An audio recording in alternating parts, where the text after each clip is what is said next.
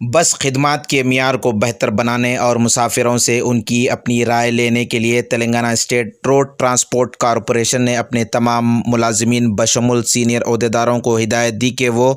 ہر جمعرات کو T S R T C بسوں سے سفر کرے اور مسافرین سے بات چیت کرتے ہوئے ان کی رائے حاصل کی جائے۔ ایسا ہی T S R T C کے وائس چیئرمین اور مینیجنگ ڈائریکٹر وی سی سنجنار نے 27 جنوری بروز جمعرات کو ضلع سنگاریڈی کے حلقہ اسمبلی ظہیرآباد کا دورہ کیا اور بس ڈپو میں پیدل دورہ کرتے ہوئے تفصیلی جائزہ لیا۔ ڈپو میں موجود تمام دکانداروں کو آگاہ کیا کہ وہ ایم آر پی سے زائد رقم نہ لیں اور پھر بس میں سوار ہو کر مسافروں سے بات چیت کی اور ان کی رائے لی۔ اس موقع پر Zaheerabad depot manager Ramesh, D S P Shankar Raju اور بس ڈپو کا عملہ بھی موجود تھا۔